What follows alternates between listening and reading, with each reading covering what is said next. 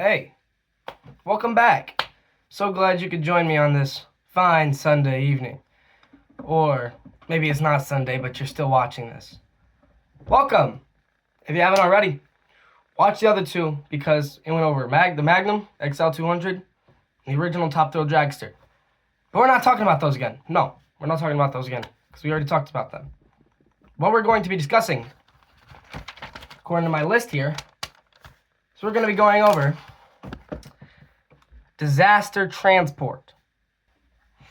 Now, you may be wondering, what is disaster transport?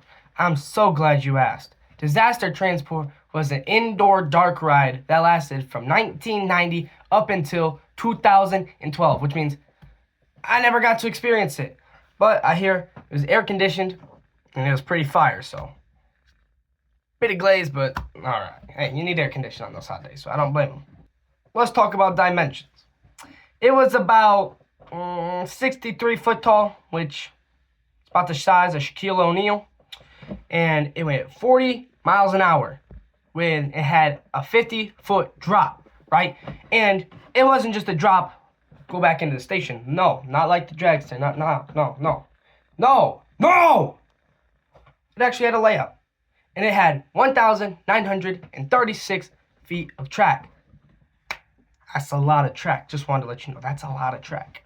You might be thinking to yourself, well then, what was it about?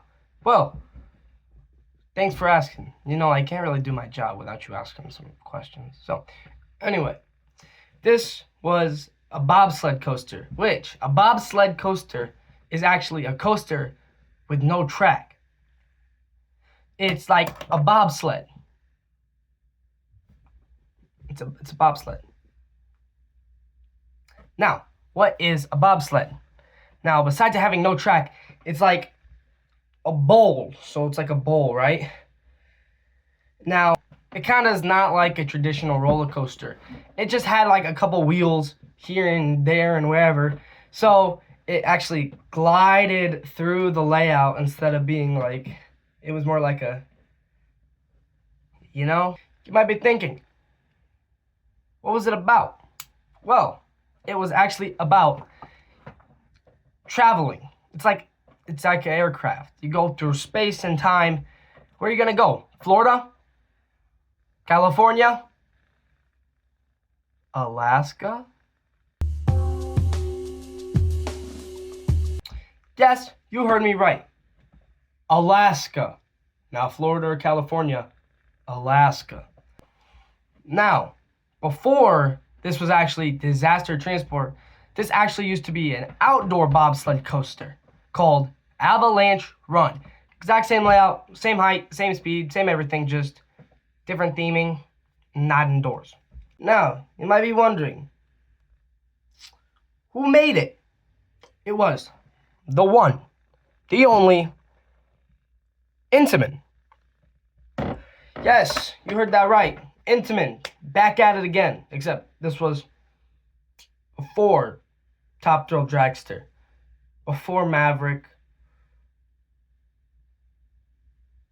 somewhere, actually before Millennium Force too.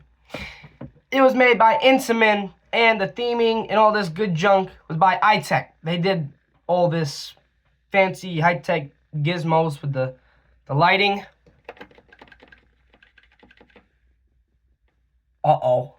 They did the lighting, they did all the theming, and all that good junk. So, shout out to Intamin and iTech.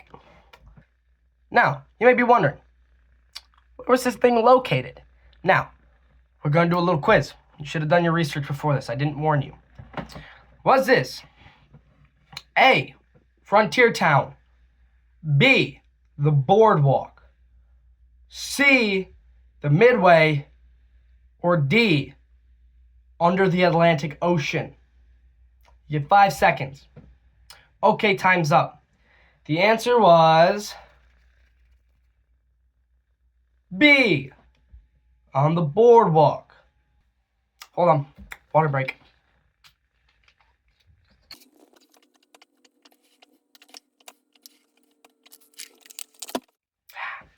Anyway, back to business. Now,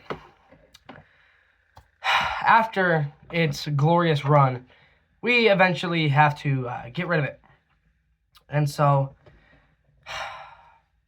we tear it down in 2012 to make room for Gatekeeper. So think of where Gatekeeper is now in like 2000 and before 2012, but after 1990, that's where Disaster Transport would be. But it wasn't just Disaster Transport.